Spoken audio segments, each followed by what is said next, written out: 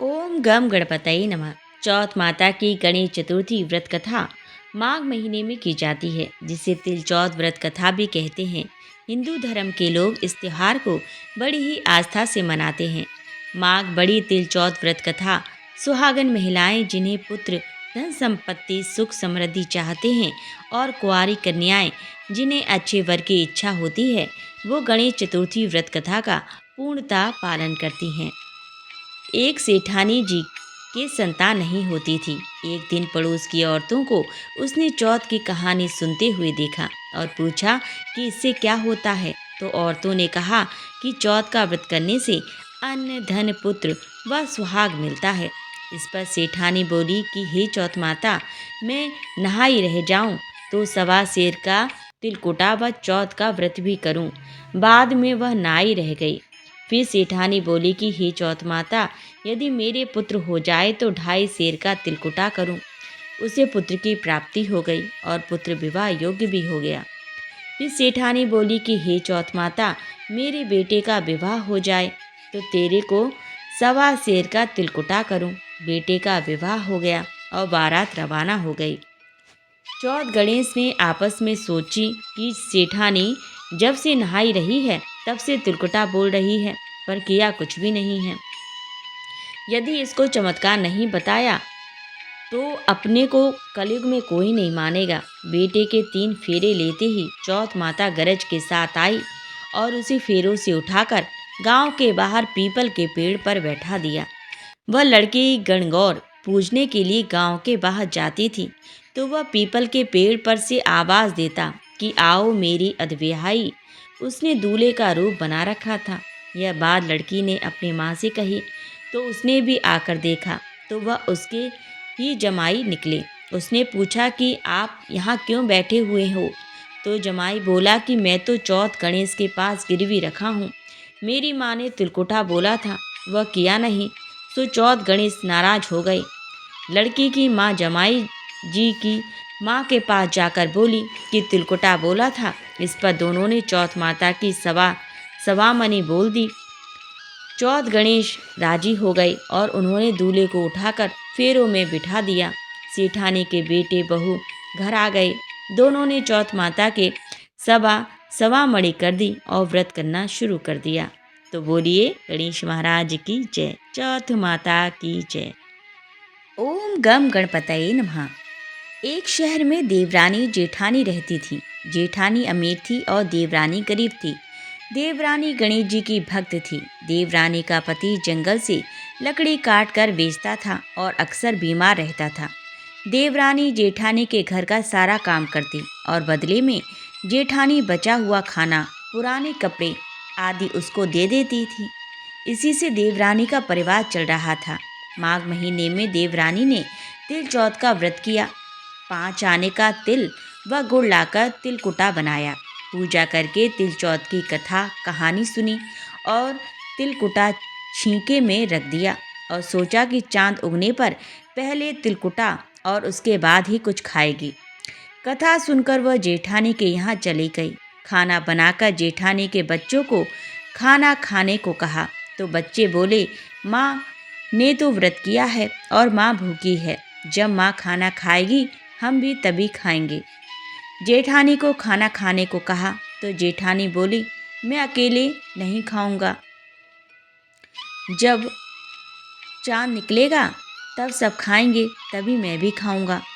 जेठानी ने उसे कहा कि आज तो किसी ने भी अभी तक खाना नहीं खाया तो मैं कैसे दे दूं? तुम सुबह सवेरे ही बचा हुआ खाना ले जाना।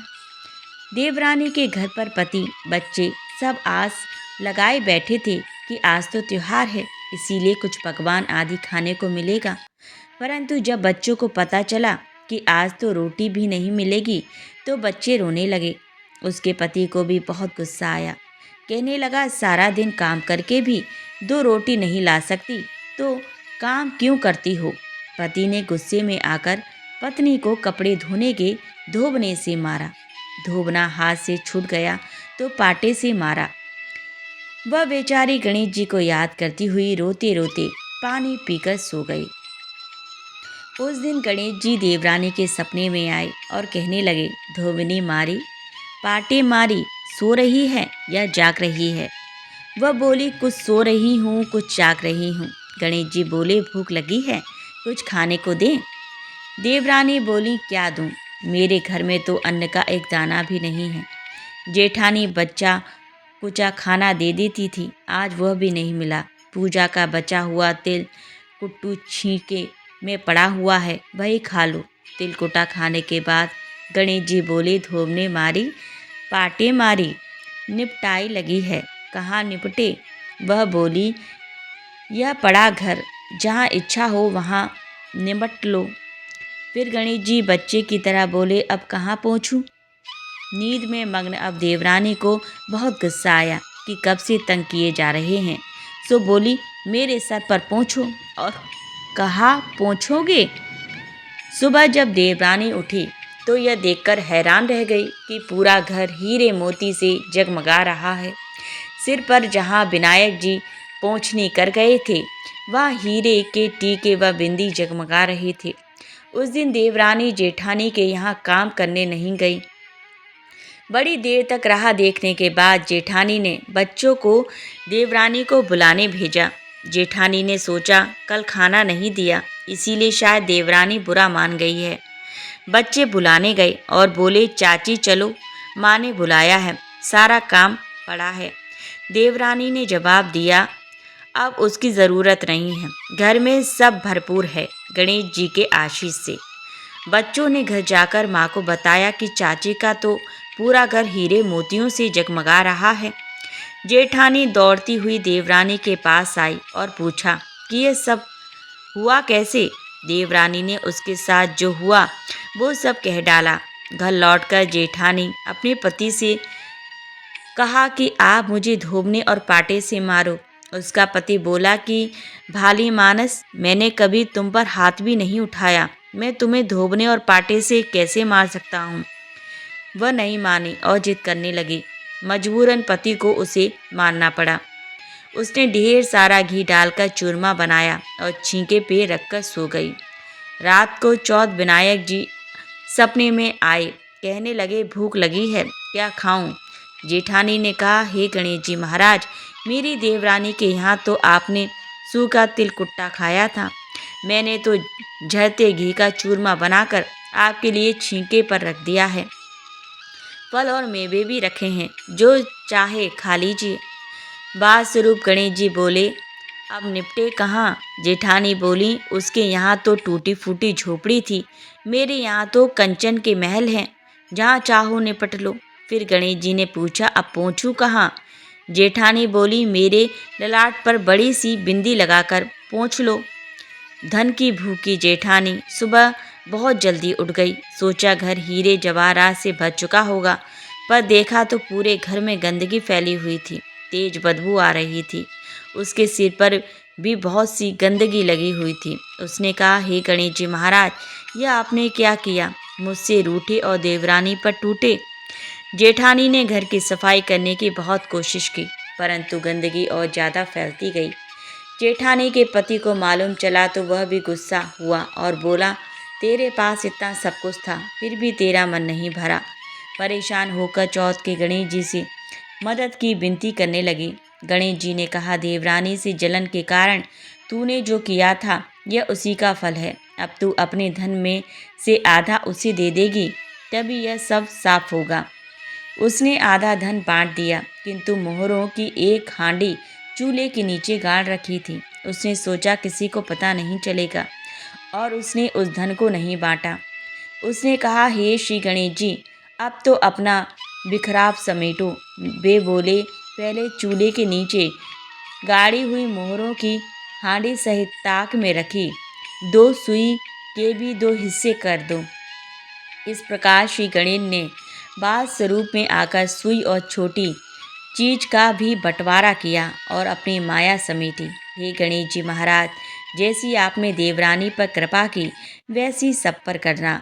कहानी कहने वाले, सुनने वाले व हुंकार भरने वाले सब पर कृपा करना, किंतु जेठानी को जैसी सजा दी वैसे किसी को मत देना। बोलो गणेश जी महाराज की जय। चौथ माता की जय। सकट चौथ की कथा के अनुसार एक बार माँ पार्वती स्नान करने लगी। स्नान घर के बाहर उन्होंने अपने पुत्र गणेश जी को खड़ा कर दिया और उन्हें रखवाली का आदेश देते हुए कहा कि जब तक मैं स्नान कर खुद वाहन न आऊं, किसी को भी भीतर आने की इजाज़त मत देना। गणेश जी अपनी माँ की बात मानते हुए बाहर पहरा देने लगे। उसी समय भगवान शिव माता पार्वती से मिलने आए, लेकिन गणेश भगवान ने उन्हें दरवाजे पर ही कुछ दूर रुकने को कहा। भगवान शिव ने इस बात से बेहद आहत और अपमानित महसूस किया। गुस्से में उन्होंने गणेश भगवान पर त्रिशूल का वार किया, इससे उनकी गर्दन दूर जा गिरी। स्नान घर के बाहर शोरगुल सुनकर जब माता पार्वती बाहर आईं, तो देखा कि गणेश जी की गर्दन कटी हुई है। यह देखकर वो रोने लगी और उन्होंने शिवजी से कहा कि गणेश जी के प्राण फिर से वापस कर दें। इस पर शिवजी ने एक हाथी का सिर लेकर गणेश जी को लगा दिया। इस तरह से गणेश भगवान को दूसरा जीवन मिल गया। तभी से गणेश की हाथी की तरह सूंड होने लगी। तभी से महिलाएं बच्चों की सलामती के लिए माघ माह के कृष्ण पक्ष की चतुर्थी को गणेश चतुर्थी का व्रत करती हैं। सकट चौथ की कथा के अनुसार किसी नगर में एक कुम्हार रहा करता था। एक बार जब उसने बर्तन बनाकर आंवा लगाया तो आंवा नहीं पका। परेशान होकर वह राजा के पास गया और बोला कि महाराज, न जाने क्या कारण है कि आंवा पक ही नहीं रहा है। राजा ने राज पंडित को बुलाकर कारण पूछा। राज पंडित ने कहा, हर बार आंवा लगाते समय एक बच्चे की बलि देने से आंवा पक जाएगा। राजा का आदेश हो गया। बलि आरंभ हुई। जिस परिवार की बारी होती वह अपने बच्चों में से एक बच्चा बलि के लिए भेज देता। इस तरह कुछ दिनों बाद एक बुढ़िया के लड़के की बारी आई। बुढ़िया के एक ही बेटा था तथा उसके जीवन का सहारा था, पर राजआज्ञा कुछ नहीं देखती। दुखी बुढ़िया सोचने लगी, मेरा एक ही बेटा है, वह भी सकट के दिन मुझसे जुदा हो जाएगा। तभी उसको एक उपाय सोचा। उसने लड़के को सकट की सुपारी तथा दूब का बीड़ा देकर कहा, भगवान का नाम लेकर आवा में बैठ जाना, सकट माता तेरी रक्षा करेंगी।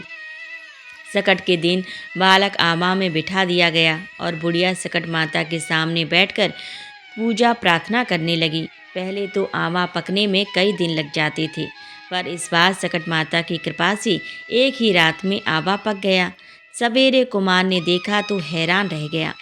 आवा पक गया था और बुढ़िया का बेटा जीवित व सुरक्षित था। सकट माता की कृपा से नगर के अन्य बालक भी जी उठे। यह देख नगरवासियों ने माता सकट की महिमा स्वीकार कर ली। तब से आज तक सकट माता की पूजा और व्रत का विधान चलता आ रहा है। सकट चौथ की कथा के अनुसार एक बुढ़िया थी। वह बहुत ही गरीब और दृष्टिहीन थी। उसके एक बेटा और बहू थे। वह बुढ़िया सदैव गणेश जी की पूजा किया करती थी। एक दिन गणेश जी प्रकट होकर उस बुढ़िया से बोले, बुढ़िया माँ, तू जो चाहे सो मांग ले। बुढ़िया बोली, मुझसे तो मांगना नहीं आता, कैसे और क्या मांगूं? तब गणेश जी बोले, अपने बहू बेटे से पूछ कर मांग ले। तब बुढ़िया ने अपने बेटे से कहा, गणेश जी कहते हैं तू कुछ मांग ले, बता मैं क्या मांगूं? पुत्र ने कहा, माँ तू धन मांग ले। बहू से पूछा तो बहू ने कहा, नाती मांग ले। तब बुढ़िया ने सोचा कि ये तो अपने अपने मतलब की बात कह रहे हैं।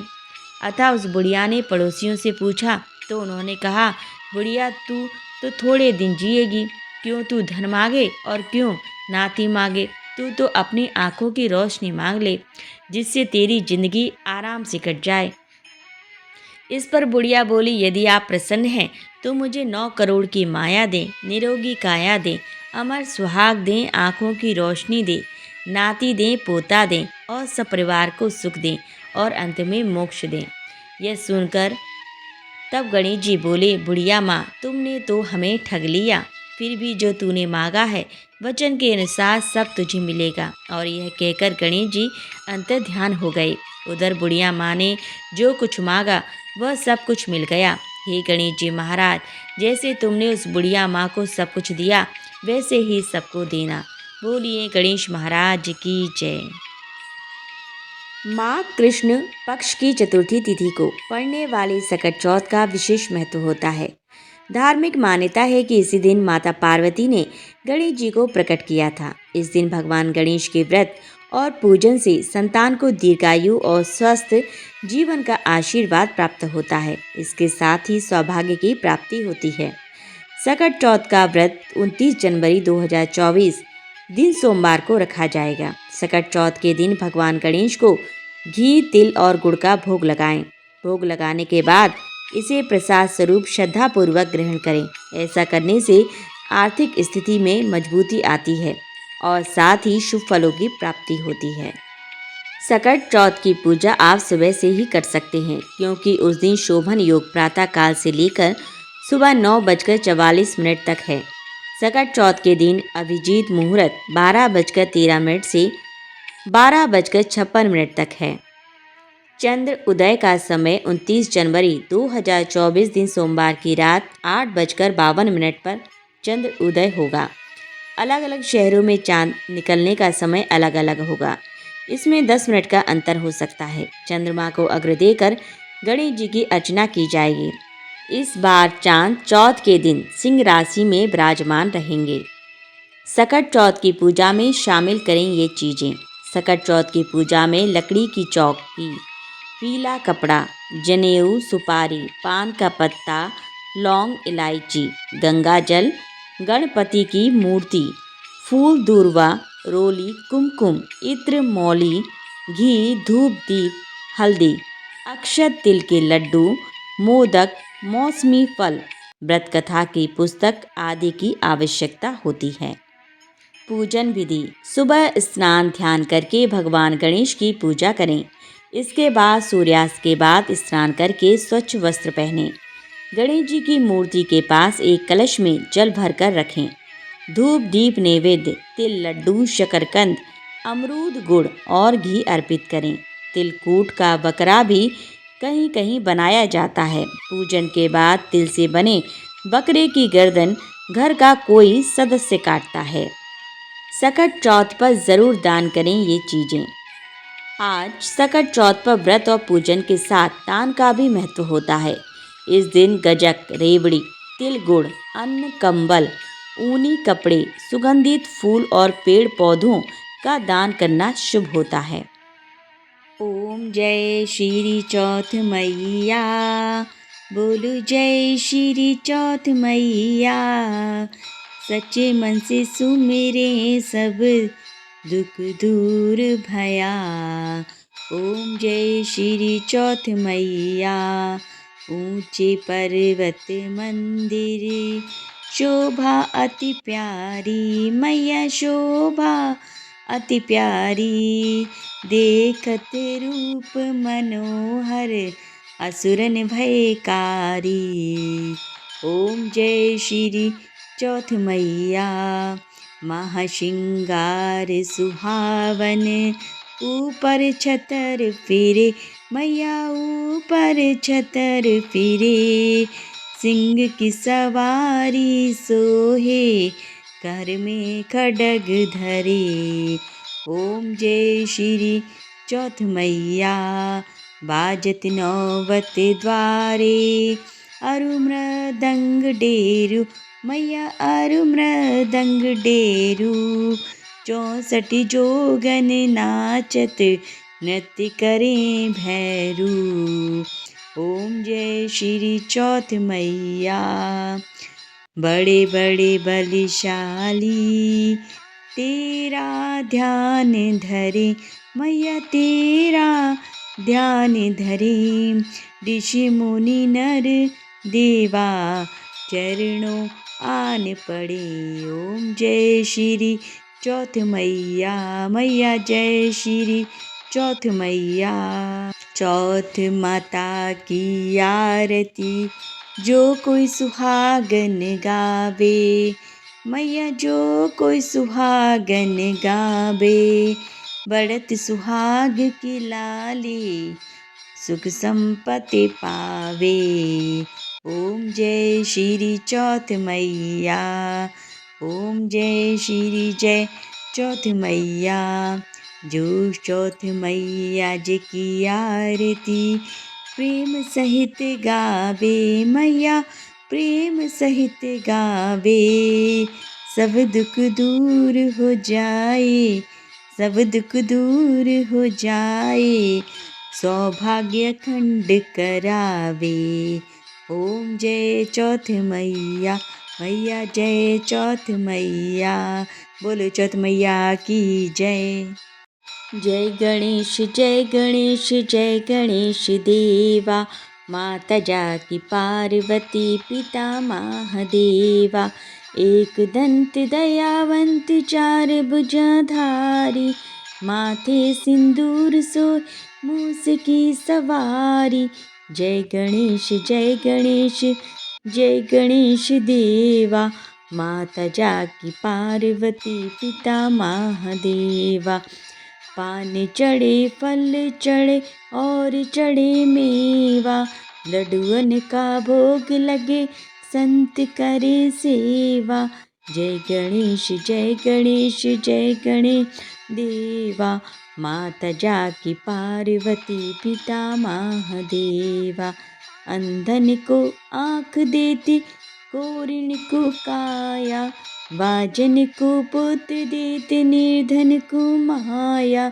जय गणेश जय गणेश जय गणेश देवा, माता जाकी पार्वती पिता महादेवा, सूर्य शाम शरण आए सफल कीज सेवा, माता जाकी पार्वती पिता महादेवा।